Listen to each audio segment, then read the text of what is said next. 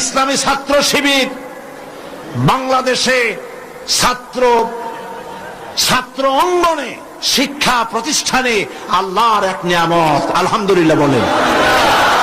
এই নিয়ামতের কাছে, ইসলামের কাছে আসতে না পারে সেজন্য বলা হয় মৌলবাদ আর সন্ত্রাস। শিবিরের কাছে যাতে আসতে না পারে সেই জন্য বলা হয় এরা হাত কাটে আর রক কাটে। আমি বলি এই কথাটা হলো একটা চালাকি কথা। হাত কাটা গলা কাটা এইটা সহজ না পেটের মধ্যে ছুরি মারা বা গুলি করে মারা সহজ? কোনটা সহজ? তো হাত কাটা আর গলা কাটা গুলি বলে কেন? হাত কাটতে কাটা কত বড় মুসিবত, তারে 4-5 জনের ঠেসে ধরা লাগবে।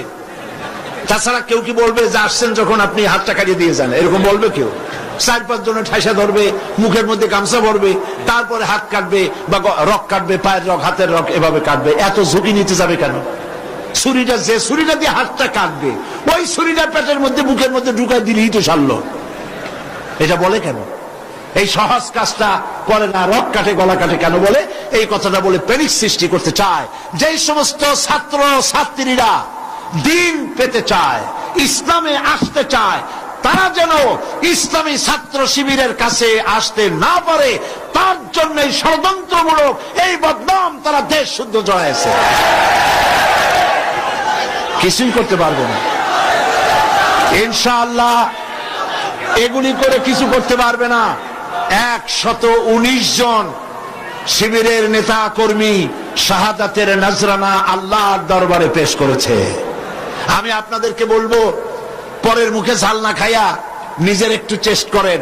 ওরা যেখানে থাকে শিবিরের ছেলেবেলেরা এরা মাঝে মধ্যে সভ্যেদারি করে, যাই দেখবেন ঘরের পাশে গিয়া জানলার ফাঁক দিয়ে তাকাই দেখেন ওরা কি করে। এরা মাদ্রাসায় পড়ে নাই, কলেজে বিশ্ববিদ্যালয় পড়ে, হয়তো দাড়ি টাড়িও এ পর্যন্ত অনেকে রাখতে পারে নাই, কিন্তু যাই দেখবেন বস্তা ছেঁড়া হইলেও বালাম চাউলে ভরা, উপরে রং কাঁচা থাকলেও ভিতরে পাকা আম। ভিতরে যাই দেখবেন রাতের বেলা যখন তারা সভ্যেদারি করে, তাহাজ্জুদের নামাজ পড়ে, সাহাবায়ে কেরামদের জীবনী আলোচনা করে আর মুনাজাত করে সারা রাত কিভাবে ওরা কান্দে একটু তাকায় দেখেন। এই চোখের পানি তারা আল্লাহর জন্য দেয়, দিন প্রতিষ্ঠার জন্য কাজ করে। সুতরাং এদের সাথে শত্রুতা না করে এই কাজগুলি, সন্তান যদি ভালো বানাতে চান শিক্ষাঙ্গনে সন্ত্রাসী কারা সেদিকে তাকায় দেখেন, আর সন্ত্রাস কম করে কারা তাদেরকে দেখেন, সন্ত্রাস করে না কারা তাদেরকে দেখেন। এই জন্য সন্তান যদি ভালো বানাতে চান ছেলেদেরকে তাহলে এই লাইনে দেন, মেয়েদেরকে যদি ভালো বানাতে চান এই পরিবেশে ছাত্রী সংস্থার সাথে দিয়ে দেন। আল্লাহ পাক আপনার মেয়েকে ভালো পথে রাখবেন, ছেলেকেও ভালো পথে রাখবেন।